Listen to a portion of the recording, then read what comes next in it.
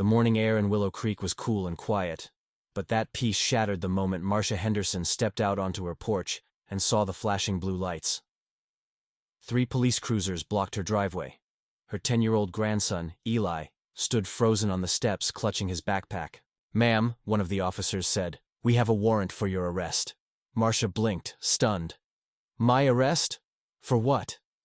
Interference with county property. It made no sense. She hadn't interfered with anything, unless fighting to stop the demolition of the old community center counted.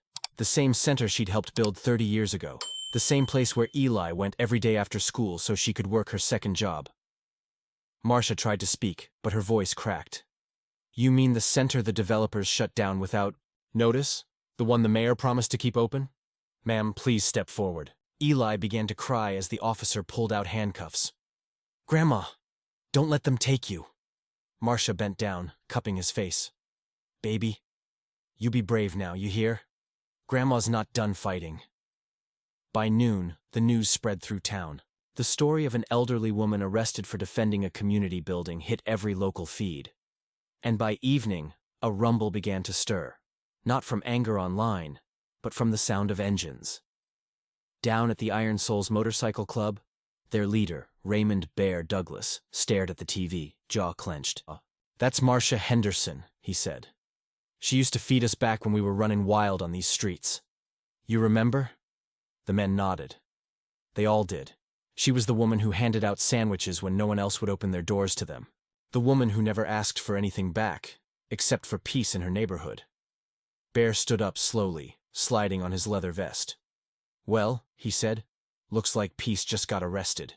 The engines fired up one by one, the sound echoing through the town. 89 bikers rode that night. Not for revenge, not for chaos, but for justice. They didn't plan to storm a courthouse. Not yet. But what happened the next morning would change everything. Because when those doors opened in court, Marcia thought she was standing alone, until the ground began to shake beneath her feet. The next morning, the courthouse was packed. Reporters filled the benches, cameras clicked like lightning, and curious townsfolk whispered from the back rows. Marcia Henderson sat quietly at the defense table, hands folded in her lap, her old church dress wrinkled from a night spent in a holding cell. Across the aisle, the developer's attorney, a smug man in a gray suit, leafed through his papers with a smirk that said he'd already won. The charge was small: interference with county property. But the intention behind it was cruel. The mayor and his partners wanted to make an example of her, to prove that no one could stop their plans to bulldoze the community center. The judge, Harold Dixon, adjusted his glasses and cleared his throat. "Mrs. Henderson, do you have counsel?" Marcia shook her head. "No, sir. Couldn't afford one." A murmur spread through the crowd. The bailiff sighed. The judge frowned. "Then we'll have to assign—" But he didn't finish, because that's when it happened. A low rumble outside the courthouse doors, faint at first, then rising like a storm. The floorboards trembled, the windows shook, every head turned. The judge looked up, irritated.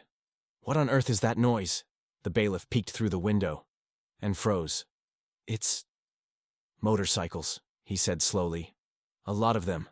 And then the doors burst open. 89 men and women in black leather vests stepped inside, their boots echoing like thunder. At the front was Raymond "Bear" Douglas, his face calm, his eyes fierce.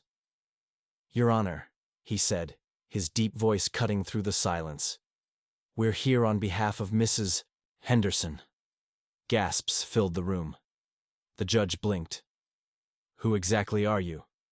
Bear smiled faintly. "We're the Iron Souls, sir. She fed half of us when we didn't have a dime or a prayer. Now we're just here to return the favor." The courtroom buzzed with whispers. The prosecutor stood abruptly. "This is highly inappropriate. You can't just walk in here." But the judge raised a hand. For the first time in years, he saw something real. Loyalty, not chaos, standing before him. He glanced at Marcia, who sat trembling in her seat, eyes wide. "Mrs. Henderson," he said softly, "do you know these people?" She smiled through her tears. "Yes, Your Honor. They're my boys." But what no one in that courtroom knew, not the judge, not the prosecutor, not even Marcia, was that someone powerful was watching that trial, and they weren't about to let her walk free. The atmosphere inside the courthouse shifted. Cameras kept rolling, but no one dared to speak above a whisper. 89 bikers filled every bench, their presence heavy, silent, unshakable. The judge cleared his throat. Let's proceed. The court will come to order. The prosecutor, Gavin Price, a sleek man with slicked back hair and a smirk that never reached his eyes, stood, buttoning his suit. Your Honor, this woman knowingly interfered with a county project. She trespassed on restricted land, destroyed warning signs, and incited a public disturbance. Marcia looked down, her fingers trembling. She could still see it in her mind. The bulldozers roaring toward the old community center. The paint on the door still wet from the kids' murals. The memories she wasn't ready to let die. I didn't destroy nothing, she said softly. I just stood where they told me not to. Because that building meant something. Price scoffed. What it meant is irrelevant. The law is the law. Bear leaned forward from the back row. Funny how the law bends for people who can afford to break it, he muttered. Mr. Douglas, the judge warned, please remain silent. But it was too late. The energy had shifted.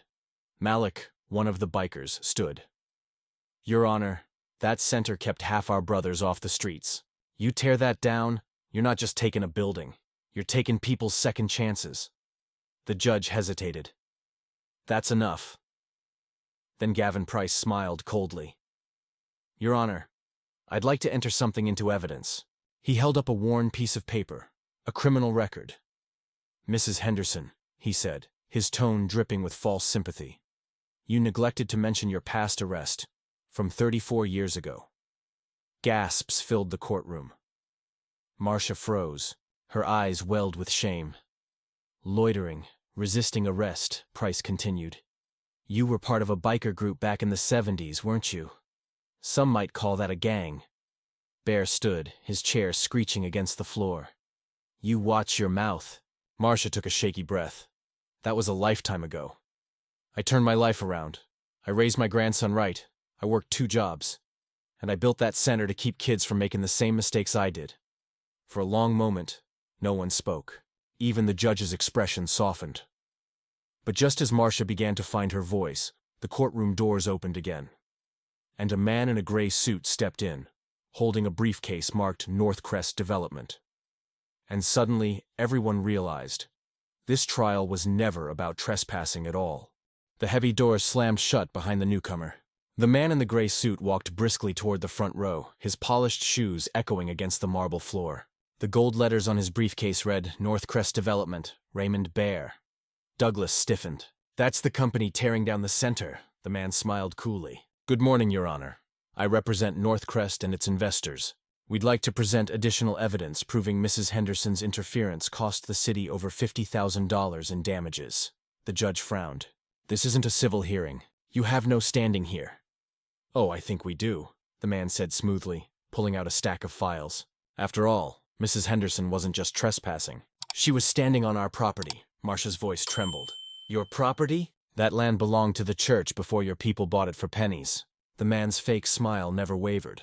Business is business, ma'am. The county signed off fair and square. Bear rose slowly. Fair? You bribed the council. Everyone in this room knows it. Objection! Gavin Price shouted. Overruled, the judge said quietly. His voice edged with something like disgust. A murmur rippled through the courtroom. Cameras zoomed in. Reporters scribbled faster. The Northcrest lawyer adjusted his tie.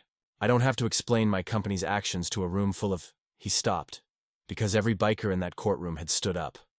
89 leather vests lined the aisles, eyes locked on him. Not one of them moved, not one spoke. They didn't have to.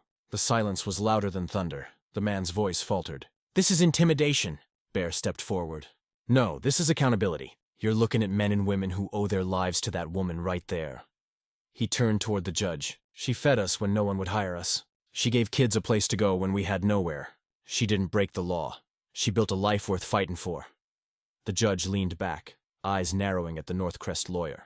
I've heard enough. The man started to speak, but the judge's gavel hit the desk hard enough to echo. Sit down, counselor. If even half of what I've heard today is true, this court will not be your shield. Marcia wiped a tear from her cheek as Bear placed a hand on her shoulder. But just as hope flickered in her eyes, the judge announced something that froze the entire room. "Before I make my ruling, there's someone else who wishes to testify. Your grandson." Every eye in the courtroom turned toward the small figure standing nervously by the door. Eli Henderson, 10 years old, clutched his backpack against his chest and walked slowly to the stand. His sneakers squeaked against the polished floor. "State your name for the record," the judge said gently. Eli Henderson." The judge smiled faintly. "And how are you related to Mrs. Henderson?" "She's my grandma, sir." Marcia's eyes glistened with tears. She hadn't known he was even here. Gavin Price, the prosecutor, sighed impatiently. "Your Honor, with all due respect, overruled," the judge said. "Let the boy speak." Eli's voice shook at first. "I heard people say my grandma broke the law, but all she did was try to save my place. That center? It's where I go after school. It's where I learned to play the drums. It's where Grandma says kids like me can be safe." He looked down at his shoes, then back up. "She didn't mean no harm. She just didn't want them to take our home." The room fell silent. Even the cameras stopped clicking.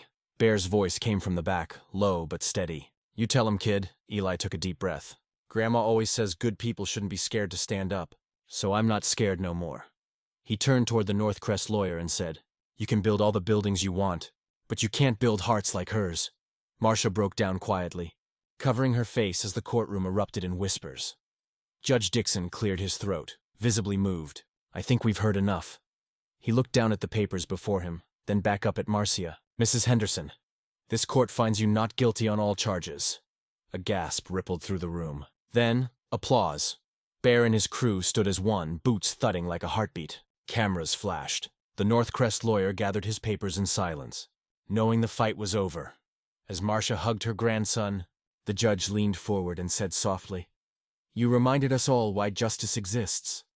Outside, the engines fired up again, 89 motorcycles roaring in unison, their sound rolling through the town like thunder and pride.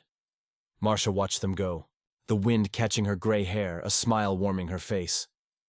"They showed up for me," she whispered. For once, the noise was on our side. And long after the courthouse lights dimmed, people would still tell the story of that day, when 89 bikers silenced a courtroom and reminded a whole town what justice sounds like. If you like this story, hit the like, share your thoughts in the comments, and subscribe. The next story will surprise you even more.